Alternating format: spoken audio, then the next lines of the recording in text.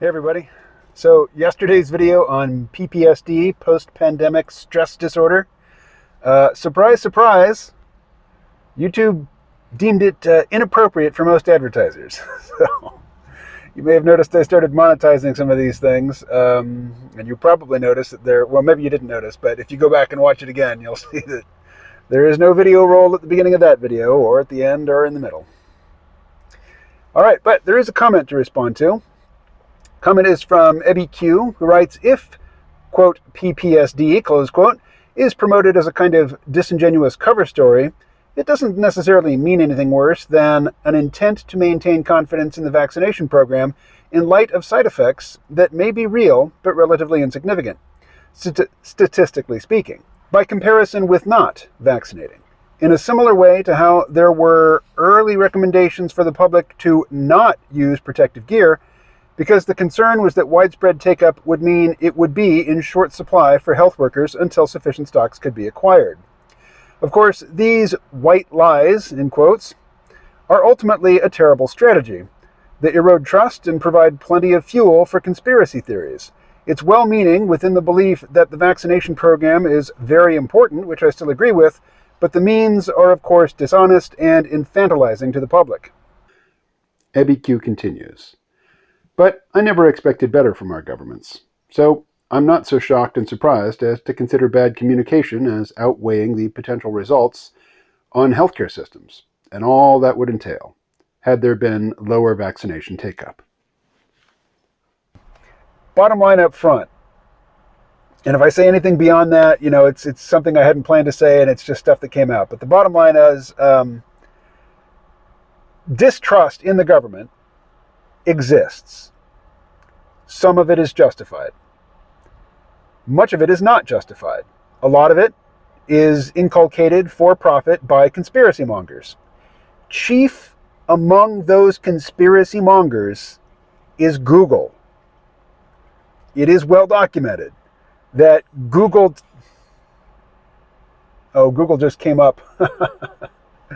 The Google Assistant came up at the mention of the name.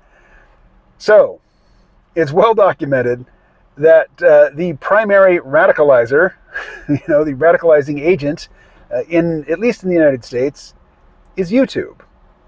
You can start watching just about, videos on just about any topic, and YouTube, the algorithms have discovered that to keep you on platform, a winning strategy is to take you, first around the outside of a deep rabbit hole and then down the conspiracy theory rabbit hole into paranoid land, into cuckoo land. It makes them money, so they do it. Now, that does not let the Alex Joneses of the world off the hook. I mean, they too have been poisoning the infosphere with extreme prejudice, and no remorse and no sense of a shared commons, no sense of externalizing the costs, for their profits. And in this instance, the cost is loss in trust of government institutions. Again, the government has earned some of this distrust, but other actors have exacerbated it and profited from it. All that said, the distrust exists. Now, maybe in the Washington bubble, particularly on the blue team, they won't admit that it exists, but they must. They must know that it exists.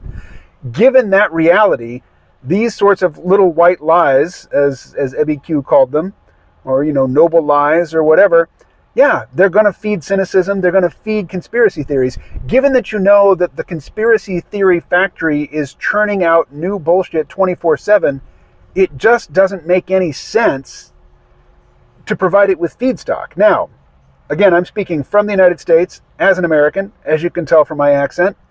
The story that I read yesterday, or read from, was from a British newspaper.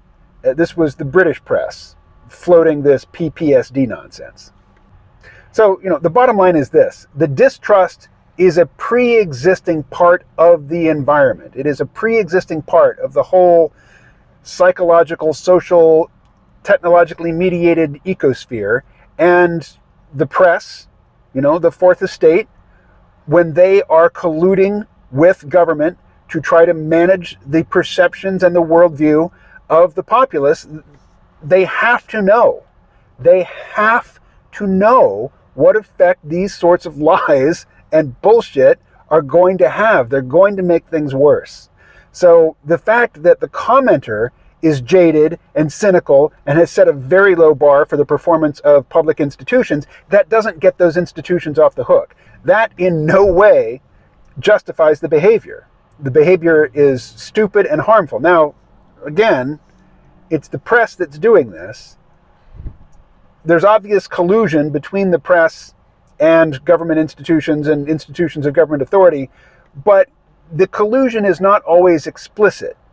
It's understood. It's like, protecting the interests of your class. You don't have to get together with everybody else in your class and compare notes with them in order to take actions which are going to synergize and, lock together with uncoordinated actions taken by other people in your class.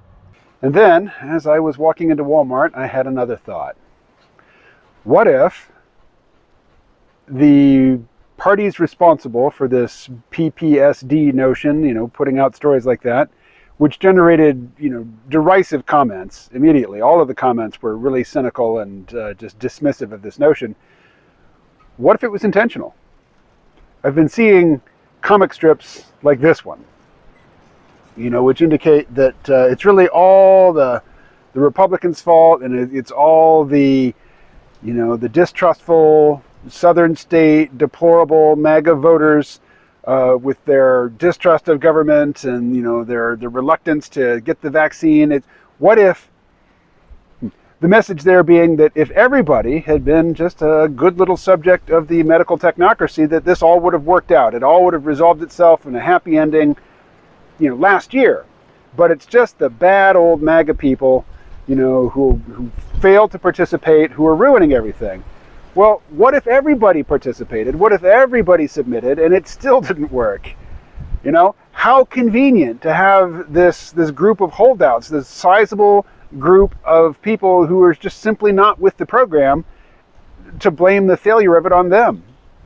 What if this message is deliberately ham-fisted and insulting and infantilizing and stupid, with the intention of strengthening the resistance and the resolve of those who are just not going for it? To make sure that there is always a scapegoat group upon whom to blame the failure of the government's COVID response. Just a thought. Talk to you later.